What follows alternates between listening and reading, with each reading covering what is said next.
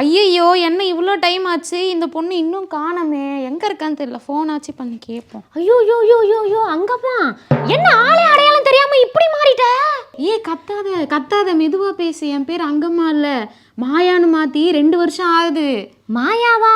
சரி, ஊர்ல இருக்கும் போது நீ எவ்வளவு அழகா என்ன மாதிரி இருந்த, இப்ப இன்னும் ஆளே எப்படி மாறி போயிட்ட? எது உன்னா மாதிரி அழகா இருந்தானா? இதெல்லாம் போய் வெளியில சொல்லிடாத. கோயில் மாடு மாதிரி மேலேருந்து கீழே வரைக்கும் பொட்டு வச்சுட்டு இருக்க. இந்த இத்து போன பேக் வேற. ஐயோ, அது எங்க ஆத்தா வச்சு விட்டது. ஊர்ல காத்து கருப்புலாம் நிறைய இருக்கான், அதனால இந்த பொட்டை வச்சுட்டு தான் வெளியே போகணும்னு சொல்லிச்சு. இது என்னடி ட்ரெஸ் இது? நான் தான் உனக்கு கொரியர்ல அனுப்பிச்சல, நல்ல ட்ரெஸ்ஸா போட்டு வா, மாடனா போட்டு வான்னு. ஊர்ல போடுற மாதிரி போட்டு வந்திருக்க. ஏன் இந்த ட்ரெஸ் மாடனா இல்லையா?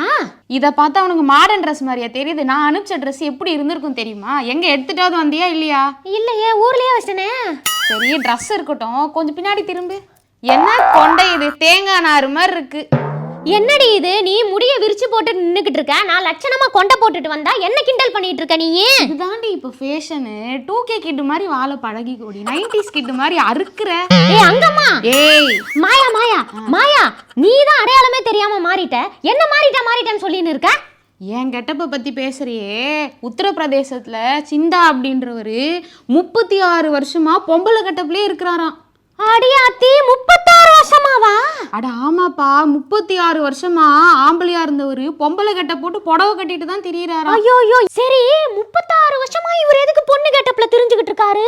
அவருக்கு 3 கல்யாணம் ஆயிருந்துச்சாம். கல்யாணம் ஆகி 9 குழந்தைங்க பிறந்தாங்களாம். அதுல 6 பேரு அவங்க 2வது மனைவி இறந்ததுக்கு அப்புறம் இறந்து போயிட்டாங்களாம். ஐயோ, அவர் 2வது பொண்டாட்டி இறந்ததுக்கு அப்புறம் அவருக்கு பேய் பயம் அதிகமாயிருச்சான். அதனாலதான் இப்படி புடவை கட்டிட்டு திரியறதாவும் சொல்றாங்க. சரி, ஓகே, இவரை இந்த மாதிரி புடவை கட்டுன்னு யார் சொல்லிருப்பா? அதுதான் விஷயமே.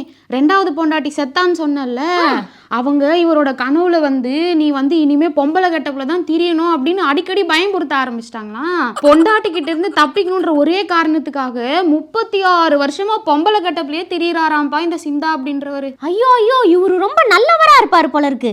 இப்பெல்லாம் பொண்டாட்டி இருந்தாலே எவனுமே மதிக்க மாட்டான். இவரு பொண்டாட்டி இறந்தக்கு அப்புறம் கூட பொண்டாட்டி பேச்சை எப்படி கேக்குறாரு பாத்தியா? சரி, இந்த விஷயம் இருக்கட்டும், முதல்ல வந்த வேலையை பார்ப்போம். இந்த சிக்னல் எல்லாம் கொஞ்சம் டிங்கரிங் பார்த்து இன்டர்வியூ போற மாதிரி உன்னை முதல்ல ரெடி பண்ணும். வா போலாம். ஐயோ, இருமா, பேக் எடுத்துன்னு வந்துடுறேன். அந்த பேகை முதல்ல கொளுத்துறேன் பாரு, வா போலாம்.